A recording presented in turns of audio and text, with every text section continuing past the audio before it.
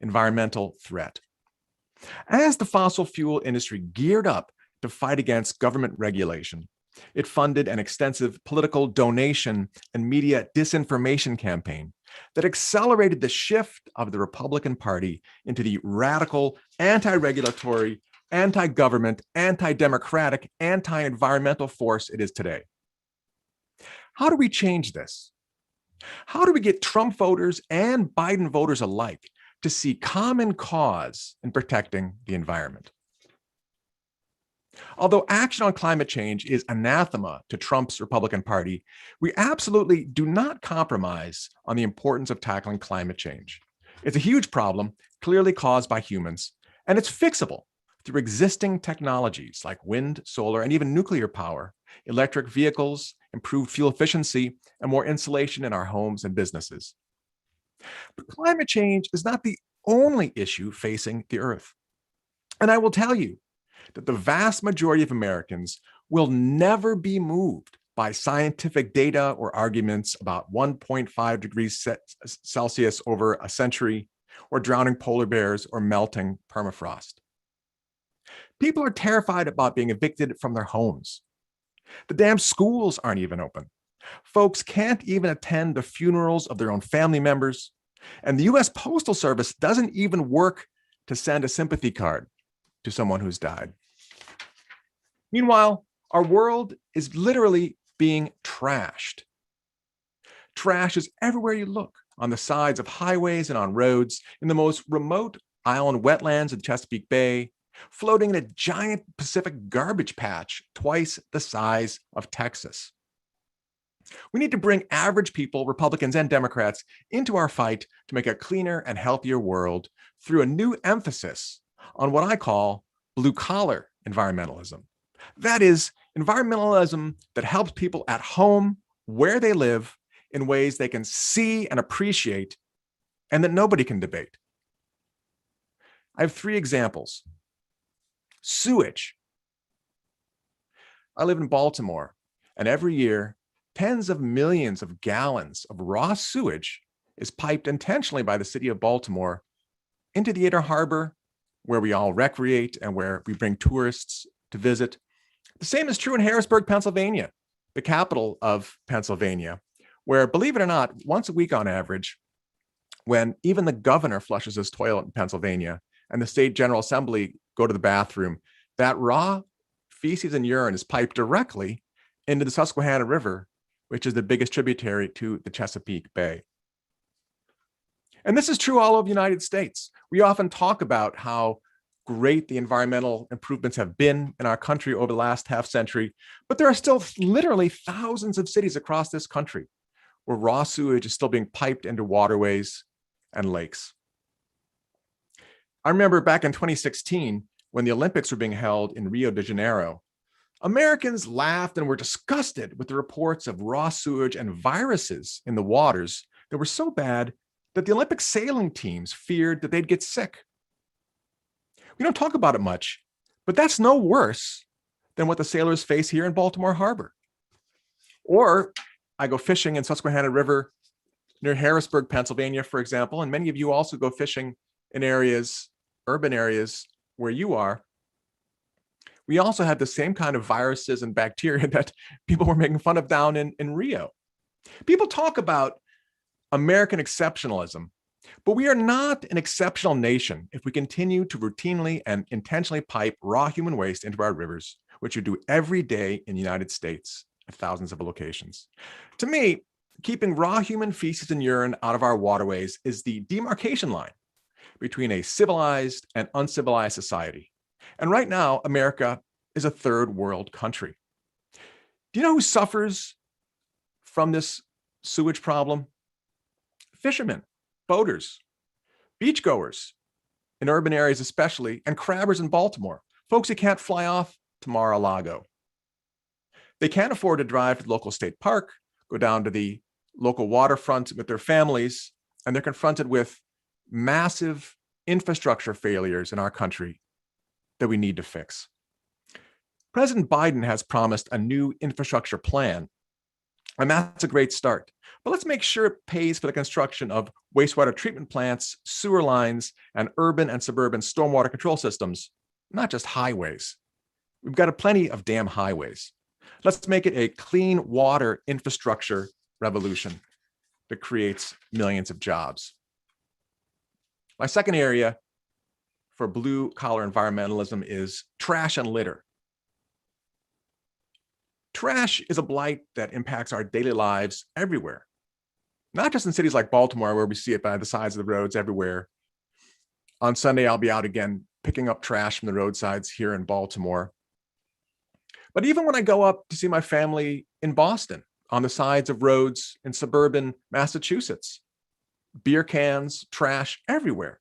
When I go out kayaking, I love to kayak. And when I'm out in the most remote, isolated islands in the Chesapeake Bay with no humans at all, I'll see cans and bottles just littering the most beautiful beaches. It's disgusting. It's outrageous. You know where I don't see it? In Michigan. In Michigan. I grew up in Illinois and Michigan. And in Michigan, they passed a law in 1976 that puts a 10-cent deposit on each and every can and bottle that you buy. It works extremely well to reduce litter.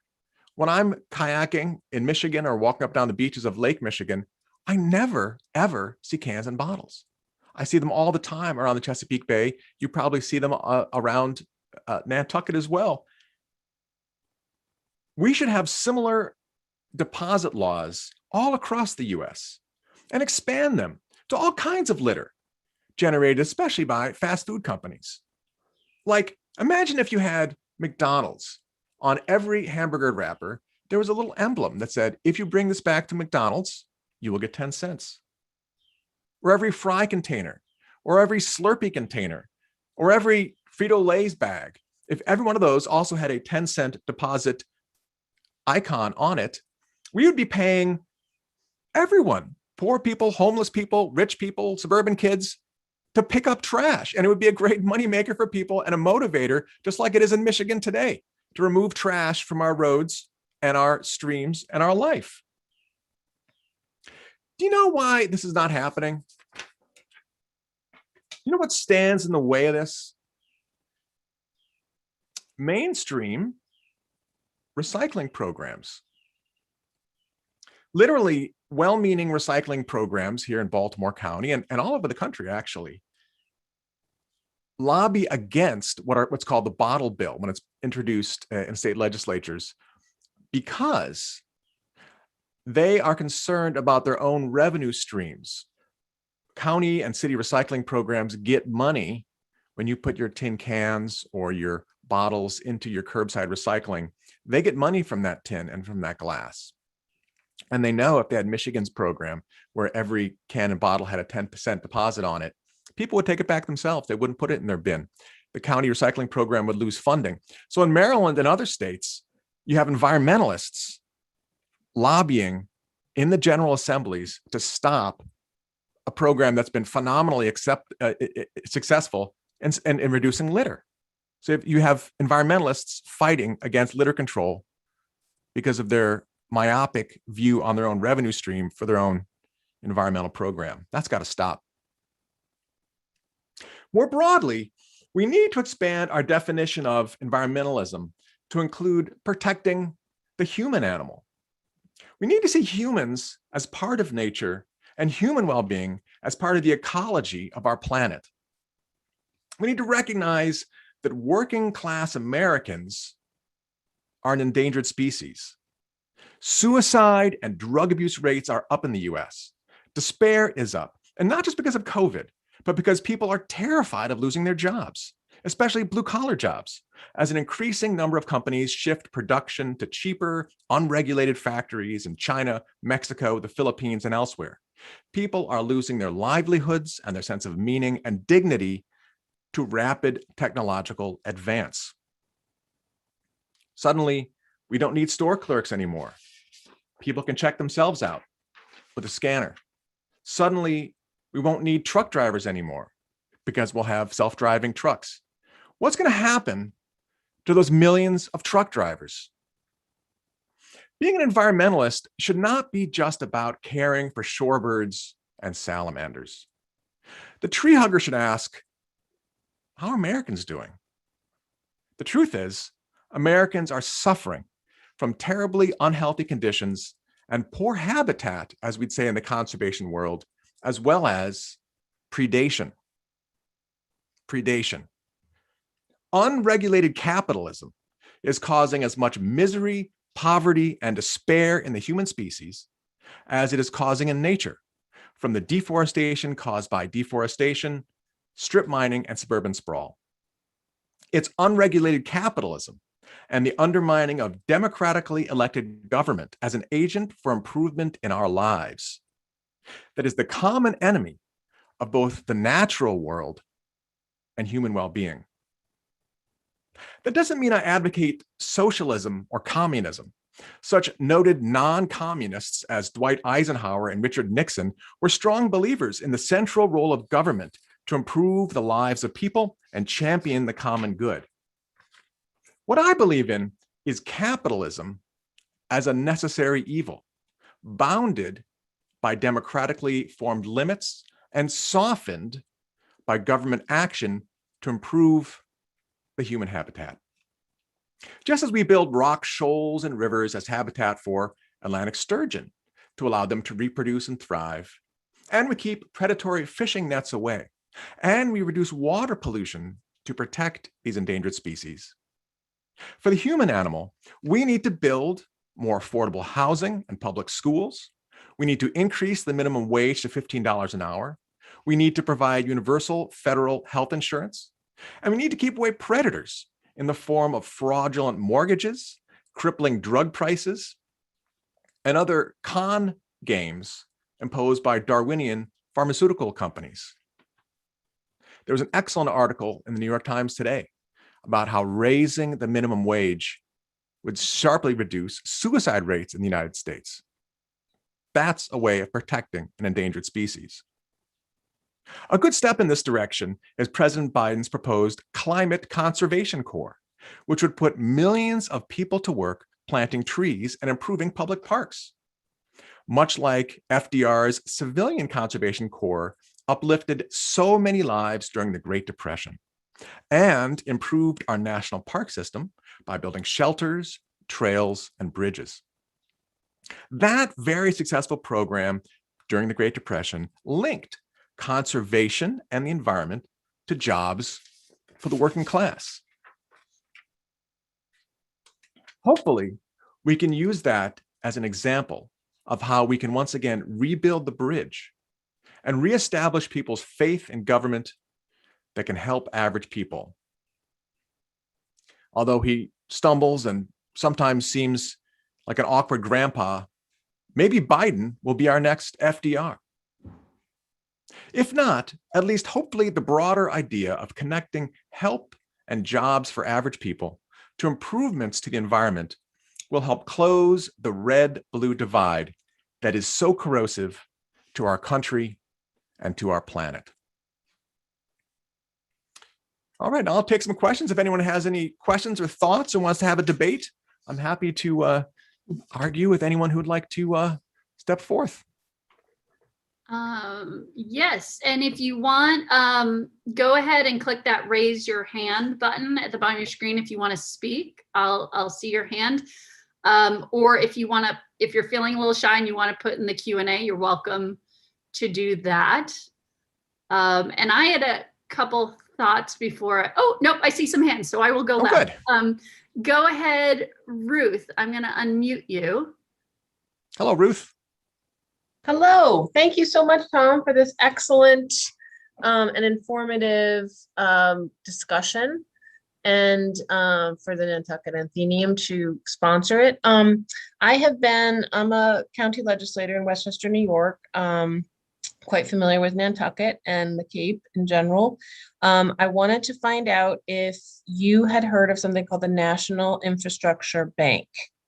This is a coalition of labor unions and economists that would like to put together something that has happened before in this country, but it's basically a lending institution that is funded by treasuries, no impact to the taxpayer, but is looking at funding cross-municipal, cross-state projects like high-speed rail and sewer upgrades, water upgrades, just the things that you are talking about.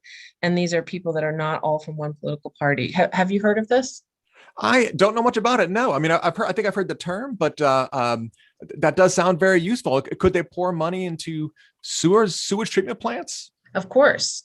And I think the issue really is, we keep putting bandages on things, but nothing really gets built that's as big as it needs to be, I think, unless we have a national strategy. Yeah. We're really looking, we're constantly fixing, but we're not really building for the 21st century. And I think this is one way. I think it's $4 trillion. Are those loans or are they grants?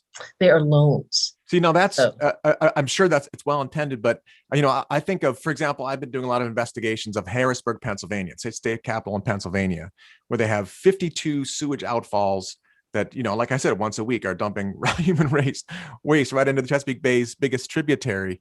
That city is so poor. I mean, it's unfortunately because of white flight. A lot of the investment has fled from the city of Harrisburg. Even though the state capital is based in Harrisburg, the state government refuses to pay for infrastructure in Harrisburg because they figure, that's a city thing.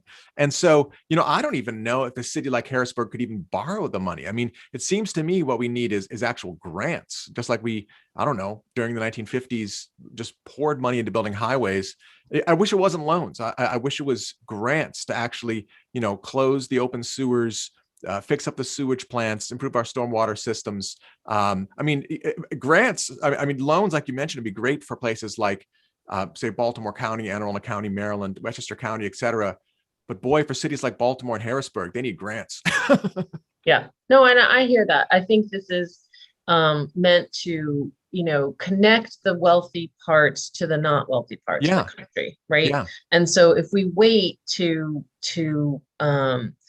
if we can't forget that we're connected, and we have to recognize that we're connected. So I don't know that the granting piece is part of this particular bank, but I do know that they're committed to the cross municipal effort. And I think that's why it should be looked at. I put it in the chat, but thank you. Well, thanks so much. Thanks for bringing that up. I'll put more thought into that and look into it. Thank you. Thank you, Tom. Take care. Our next question. Janet's on mute. Sorry. We had a question from Tracy Deemer, so you should be unmuted. Oh, Tracy. Tracy from Baltimore. Tom. How are you? Love the talk. Great. Thank I'm you. doing great. Thanks. I was really struck by the recycling thing that you talked about. Yes. How do we as citizens connect with our legislators and even these organizations that may be against it to have a discussion? You need to contact, in my mind, because you live in the city or the county? I live in the city. In the city, great. So I think Baltimore City, maybe it also has been lobbying against it, but in Maryland, what happens is this bottle bill comes up almost every year. And what happens is you have environmentalists down there testifying in favor of it, people playing the guitar, singing to clean up our rivers, all this stuff. It's all very romantic. And then you have the county recycling chairs come in. I don't think the city's recycling chair come in, but I know Baltimore County's recycling chair program will come in and they'll say, this whole idea of a bottle bill, it's a wonderful idea, but it'll destroy recycling. Basically what they're doing is they're putting a fear into all the lawmakers that somehow this well-intentioned recycling program will destroy our existing recycling program, and they kill it every year. It's terrible. It's terrible because these bottle bills are extremely successful at cleaning up litter. And so, what I would do is to contact, for example, the Baltimore County executive, the mayor of Baltimore. You could contact them too. I don't think they lobby against this bill, but it's a lot of suburban counties that lobby against this bill, and let them know that it's unacceptable to have municipal recycling programs lobbying against programs like the bottle bill that will reduce litter, that will actually help recycling, increase recycling rates overall, just because they're worried about their own revenue stream. So can we, on that note, can we actually get it done just for the city, or does it have to be a statewide initiative? I don't know. That's a great question. I don't know. I think most bottle bills are state bills because there Okay. are so many beverage distributors, beer companies, Coca-Cola, they tend to allow to do their distribution. They label the cans, Michigan, California, Oregon, 10-cent deposit. I've never heard of a city bottle bill. So I suspect that it's usually done at the state level. Okay. It's a real tragedy is in Georgia. This is amazing. Of course, Coca-Cola is based in Georgia, and they were planning to do a push to have a bottle bill. And Georgia's recycling coordinator came out against it and basically said it was taped. This whole meeting was taped, and so the tape came out. I did a radio show on it because it was kind of appalling. Basically, saying, well, bottle bill might be fine, but no, because we got this grant coming from Coca-Cola, and we'll lose our Coca-Cola grant if we oppose, if we support a bottle bill. So that's just corruption at that level. But at other levels, it's just self-interest that's really stopping. I think bottle bills are extremely successful in reducing litter. Okay. Thank you. Okay, we had a question in the chat. They just wanted to clarify something from Nancy, and she said, you said there were 3 issues on which you'd like blue collar environmentalism to focus on. Yes. Sewage, trash, and she wants to know what the third one was. Improving the quality of life for working class Americans, improving our habitat for humans. So in that sense, I regard things as like raising the minimum wage, providing universal health care. These are ways we can improve the human environment. And I think that we can get Trump voters to agree with Biden voters, that people who work should be paid a living wage, that families, I don't care where you live, should not be bankrupted because of a medical disaster. We need a national healthcare system. These are, in my mind, issues that can unite rural people, urban people, conservatives and liberals. Not there are ideologues who are always going to oppose raising the minimum wage because they're thinking about corporations. But I think that if you raise the minimum wage of, for example, the people in West Virginia, I know Senator Joe Manchin came out against raising the minimum wage $15. You know what? If you actually raised the minimum wage to $15 in West Virginia, you'd have an awful lot of people who'd be lifted out of poverty, lifted out of despair. That's a great way of helping the human species. And so that was the third issue I was trying to get at. It was expressing kind of a broad sense. But I think that, when we're talking about helping the environment, we also have to talk about helping the people. I go jogging. I love to jog. I jog down by the Inner Harbor, and I see the blue crabs sometimes in the harbor and the rockfish. I also see human beings lying on the streets, homeless, helpless, in utter despair, and it's depraved to have a society in which we don't care about that. Those fellow animals and fellow human beings. And we just throw them away. So that was a third part of my way to unite the Trump voter and the Biden voter is to improve the living conditions through wages and health insurance and some of those basic habitat for humans. Yeah, I had actually, and we have a question, but just real quick, I had kind of jotted that down, and I guess I sometimes think of public health and environmentalism in silos, like as 2 different things. I know environmentalists, and I know people that are about public health, and they're really like the overlap is so important.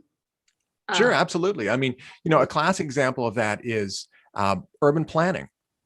We here in Baltimore, for example, have lost so many tens of thousands of people to suburban sprawl, people moving out of the city to just these generic sprawling subdivisions. And you know what? You can't even go running in some of these areas because there's no sidewalks. If you try to go running out there or walking down the street to get a cup of coffee, you'll be hit by a car. And so there's a lot less physical activity that happens when people are put out in these kind of sprawling subdivisions, when you have to drive down the street just to go to the store. That hurts human health as well as it hurts the environment because of the air pollution. And of course, then you pave over everything. You pave over the fields and the forests, and you abandon the city. You leave the city abandoned in its wake. You also increase climate change, pollution, greenhouse gases. And you wonder why Americans are among the most obese nations in the world. A lot of that's with urban planning. Americans just don't walk anywhere anymore because they live out in these little isolated suburban pods. Well, you know what? It's killing you. It's killing you. All the obesity and the lack of physical activity is killing Americans. And that's a terrible habitat and environment to live in. So we need more public transportation. We need more emphasis on clean and beautiful urban parks. We need urban redevelopment as a way also to make it an easier, better place for human beings to live. Mm-hmm. We have a question from Robert, so I'm going to allow you to talk, Robert. Go ahead and ask your question or make your comment. Hello, Robert. Let's see. Robert. Hello, Robert. Can you hear me? Yes. Hey, how you doing? Good. I like what you're talking about in the aspect of collecting bottles. Yeah. I'm working on trash collecting systems that work on pipes that go into our waterways. So in essence, if there's a bottle return, I think there's a way to capitalize on installing them in areas where we need them. People can't get to every stream where there's a pipe. There's tens of thousands of them. Excuse me. But if we can collect those bottles, the floatables, which most of these capture systems get, maybe we could return all those bottles. Yeah. And make those 5 cents. Yeah. Well, that's a shitload of 5 cents. It is. It definitely is. Well, Baltimore just installed a new trash wheel. There's some incredibly popular characters on Twitter called the Baltimore Trash Wheel, Mr. Trash Wheel. And he has some now offspring trash wheels that have these big googly eyes, but basically they're like giant funnels that bring in all the trash coming down the Jones Falls and the other rivers going into the inner harbor. And the trash wheel kind of collects the trash off the surface of the water. It's solar powered. And then they take all the trash and, well, hopefully they're recycling it. I don't know. That's a large system. Yeah, and it works. Big system. And I'm all for it. Yeah. I'm not talking about that. You're talking about little things. I'm talking about the little pipes, the 2-foot pipe, the 1-foot pipes, yeah, the 3-foot pipes, where they have these these systems that they have, like little bags that that they're like kind of like tow lines on either side of a pipe. Yeah, and they work in tidal areas like Maryland, and I live in New York. And we got even like floating tidal cycles, like floating barriers, they go kind up of and down, but they catch. It diverts. Yeah, the floatables at the very least. Never mind the sediments, but a lot of the plastics float and it catches it. I'm a huge fan of floatable trash collection. I think something that's coming to fruition as far as everyone being aware of that. Yeah, I mean, there's a lot of people that go out and do trash removals, but hey, if you can get it at the source, stop it at the source. You put this little thing there that catches it. Right. Hey, man, that's. I'm totally in favor of that. Saves us all a lot, and it would just save a lot of life. So I'm a huge kayaker, and I back that up, with catching the sediment. Yeah. And new and improved, instead of archaic, old roads were built, and still are built with they all drain to the nearest pond, stream with no filtration for the floatables. Yeah, I'm 100% in favor of that. And if I were, and that's a very that's what we a lot of focus needs to be realized about is that we got to get it where it comes from. Take it from I agree where it comes. 100%. All right, thanks so much, Robert. Next question. Yes, we have something in the chat. Could we use trash collectors? That's from Robert. That was his question. Trash collectors that are installed at the pipes that pump bottles and capitalize on the bottle return. I'm going to say yes. Definitely. Great. Does anyone have any thoughts or comments or questions or something you want to debate on? Something that often comes up is when people start talking about the need to preserve jobs in environmental legislation.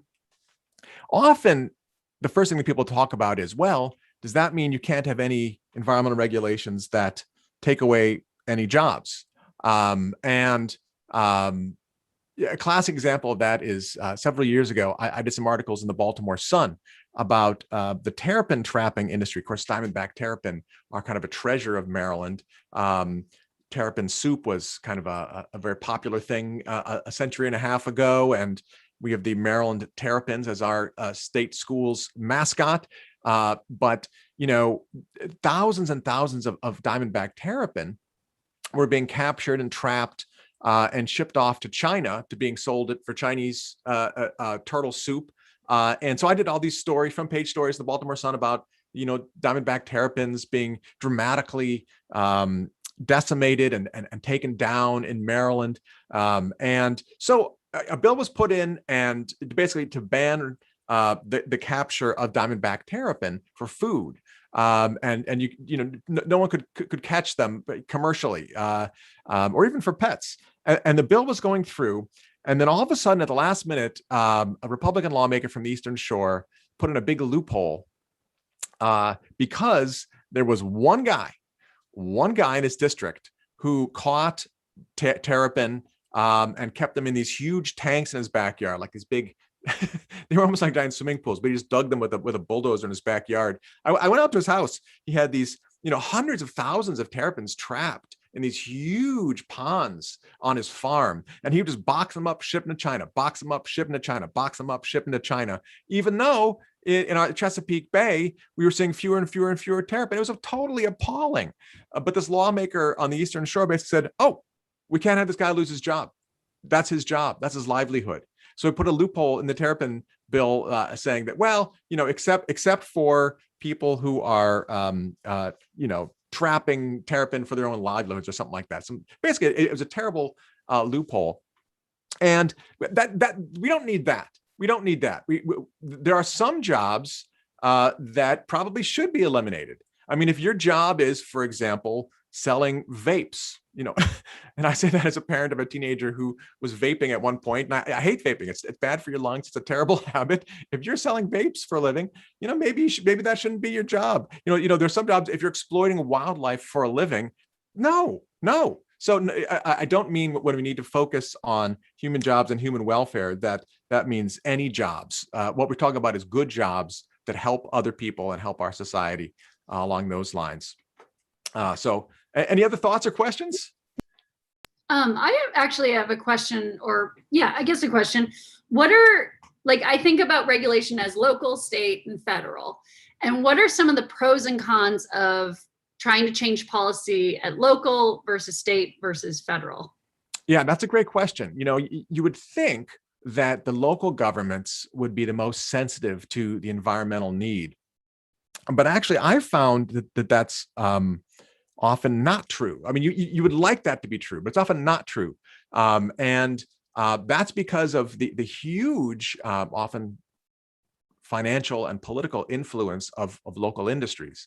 And the example I give there is, for years, I covered local government for the Baltimore Sun, for the Boston Globe, for the Chicago Tribune, for the New Haven Register. I spent a lot of time working at newspapers, and the way you work your way up to newspapers is by covering county government.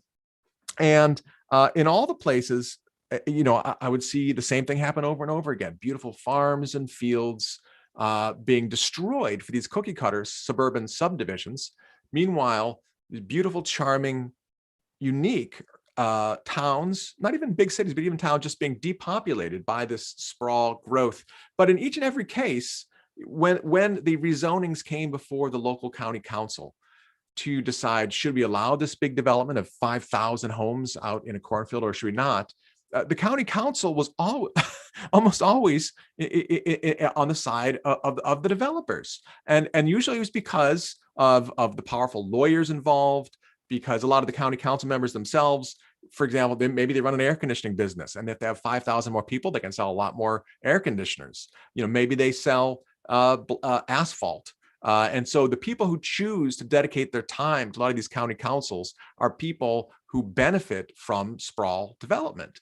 And so, in a lot of cases, you would think that the local government would be the best place to have the most sensitive decisions made about protecting the natural beauty of an area, but it's not true. In Maryland, for example, the state then tried to control suburban sprawl. We passed a smart growth law back in 1997, and it was a great idea. It was trying to concentrate growth in urban areas and discourage growth out in the rural areas. But again, the governor, Paris Glendening, who kind of spearheaded this law, thought, well, we really need to turn to the county governments to make the decisions about where the growth areas are. And because they put that into the smart growth law, it again handed the ball right back to developers. The smart growth law passed in Maryland, and we actually saw increased suburban sprawl after that, not reduced suburban sprawl. And so, and of course, at the I want to sound like gloom and doom. At the federal level, of course, we've seen a lot of paralysis as well in terms of the Republicans and Democrats, fighting in the Senate and in the House. So, it's a tough environment out there for getting legislation like this passed. And sometimes it's counterintuitive in terms of where would be the best body of government to approach to achieve the best environmental end. And I know we have a few local Nantucket people here. So if you have any local questions or thoughts or comments to discuss with Tom, go ahead and raise your hand or put it in the Q&A. A thought I had was, I'm an optimist, and I think of COVID, it's really opened our eyes to so many things and changes that need to be made. And it's kind of forced us to take action. Like people lots of times change when they have to. So we've had to adapt. What silver linings and what changes have you seen due to COVID that maybe wouldn't have happened otherwise?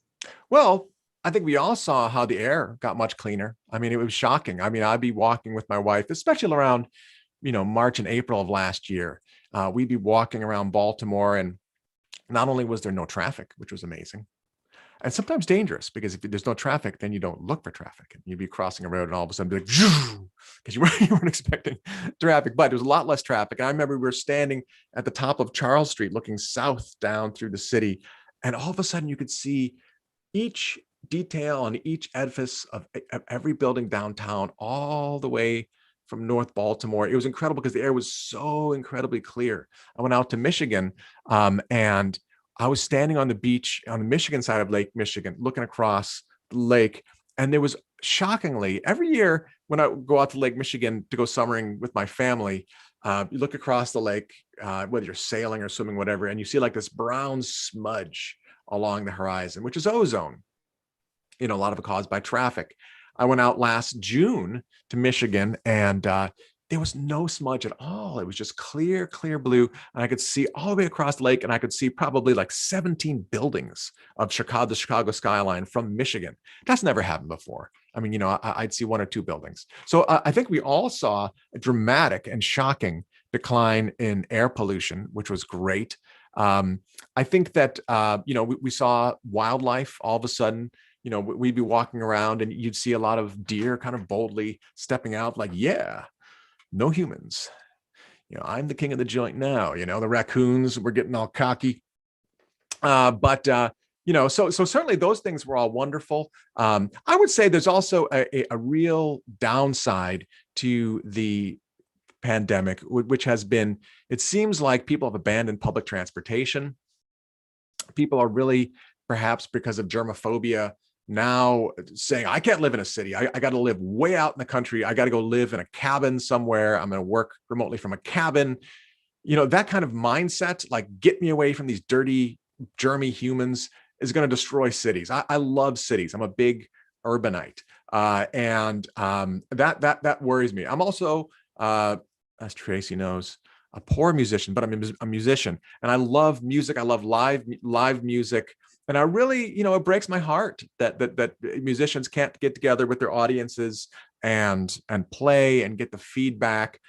So, it's been in some ways beautiful to see the peacefulness of less traffic and more. I walk around a lot more. I get a lot more exercise, but I do worry about our cities and how the psychological ramifications of the COVID pandemic will make people more isolated. Yeah, and just to tie it back into the red-blue divide, once again, I'm an optimist. What success stories have you seen? What's worked well? In terms of bridging the divide? Mhm. Yeah, well, that's a good question. I would say that, when communities have invested in things like sewage plant upgrades, just as one thing, I think a lot about clean water. It makes a remarkable and sudden and dramatic improvement to local waterways. That's true whether it's out in Salisbury, Maryland, on the eastern shore of Maryland, a fairly red area. They're having terrible problems with their sewage plant. They finally, after many false starts, got it fixed up. And now there's just a heck of a lot of less water pollution flowing into the local river. The same can be said of, there were some parts of, Ohio is a fascinating example because on one hand, we say, oh, the Cuyahoga River, used to catch on fire and it's much cleaner now. It is cleaner. The Cuyahoga River is cleaner than it was back in the 60s. But it's also true, and that's because we've had so much better sewage treatment plant upgrades and that kind of wastewater plant upgrade, which is fantastic. And also less industrial pollution in the Cuyahoga River. But for example, there's a different kind of pollution, farm runoff from all the cornfields and soybean fields, nitrogen runoff into all the tributaries to Lake Erie that are still causing and even increasing amounts of algae blooms in Lake Erie. And so, the success, we've also seen tremendous success in, for example, when we manage wildlife with logic and thoughtfulness.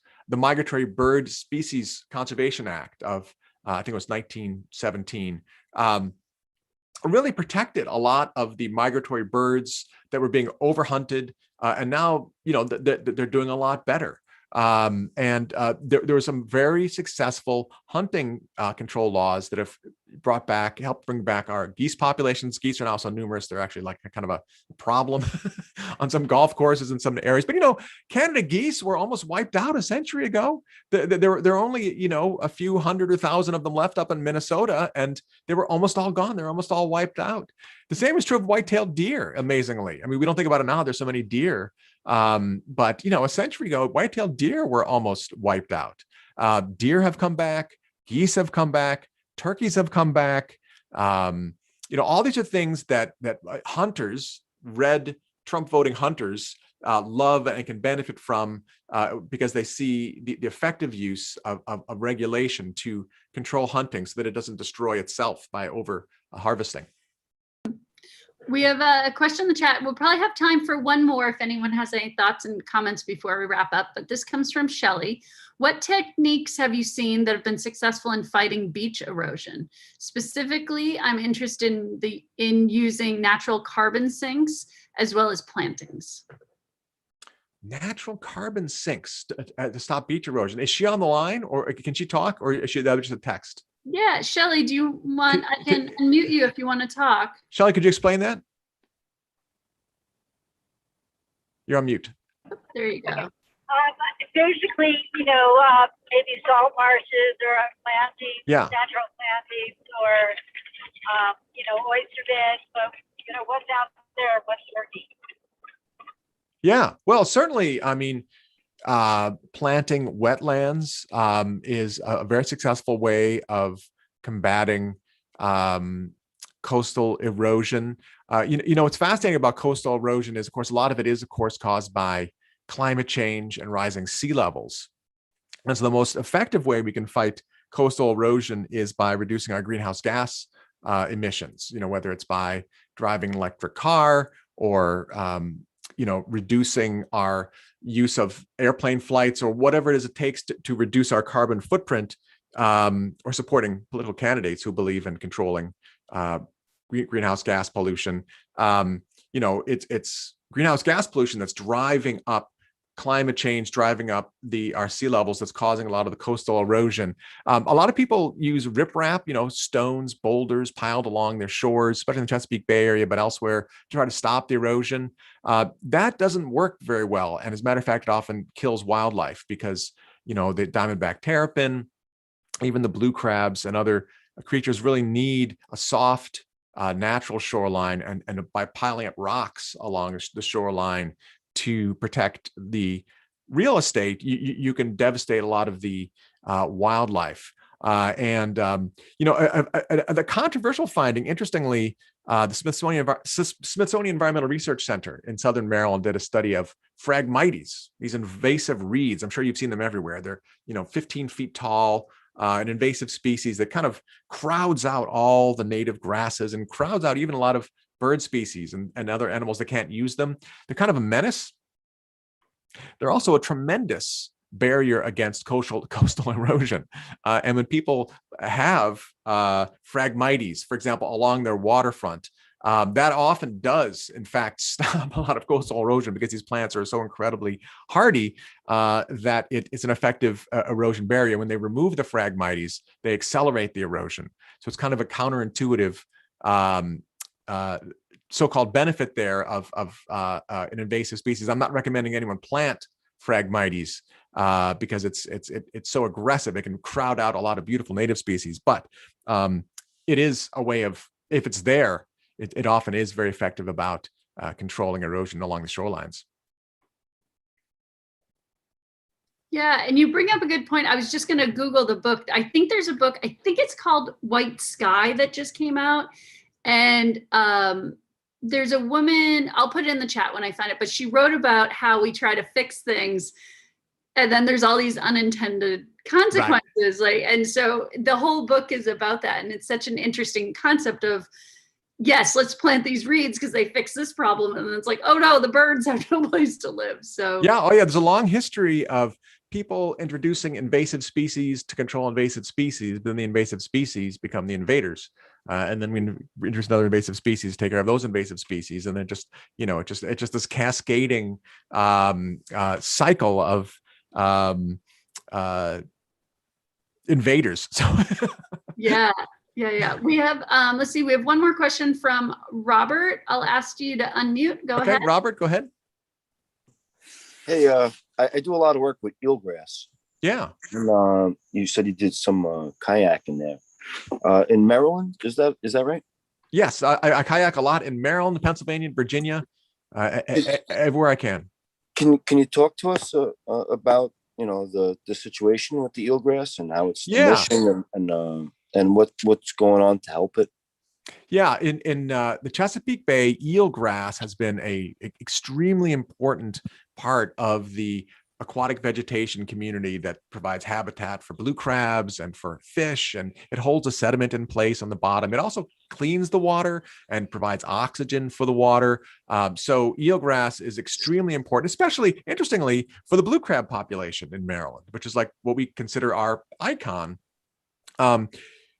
We've been losing a lot of eelgrass, especially over the last 30, 40 years because of climate change. It doesn't survive very well when the water's like in Virginia, part of the Chesapeake Bay, for example, when it gets up to, sometimes 90 degrees, 85 degrees, it'll kill the eelgrass. And so with climate change, that's been killing off, unfortunately, a lot of the eelgrass. So eelgrass has been retreating from the Chesapeake Bay.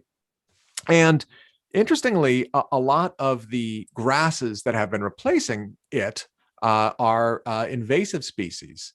Hydrilla, for example, in some areas, an aquarium plant. And at first, people were horrified by the hydrilla and other invaders, non-native species as well. But what's interesting is that over the decades, in the Potomac River, for example, in Susquehanna Flats and other parts of the Chesapeake Bay, when biologists studied the impact of hydrilla and these other invasive weeds, they found it was positive because in the Potomac River, for example, there were no grasses that could survive in the 70s, for example, in large parts of the Potomac River because it was so polluted.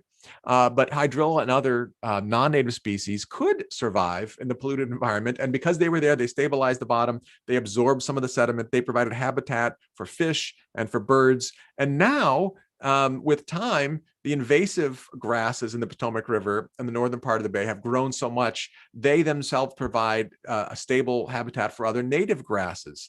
And so, interestingly, even though, you know, we've seen some of the eelgrass disappear, we now have some of these Asian and invasive grasses in the bay that are expanding. And biologists are kind of like, you know what? It's not what we wanted. It's not what anyone tried to do, but at least we do have more grasses now in the bay, and that is providing some ecological benefit. Great. So we're just about at time. Tom, any thoughts or comments, final words? Well, you know, it's been a pleasure talking to you all. And, you know, I always love to hear feedback from everyone. And I appreciate the opportunity. And thank you so much, Janet. Yeah, thank you, Tom. Thank you, everyone, for coming. And thanks for your comments and questions and the great discussion. So this will be available on YouTube. You can go to the Atheneum YouTube page and find this. And thanks again, Tom.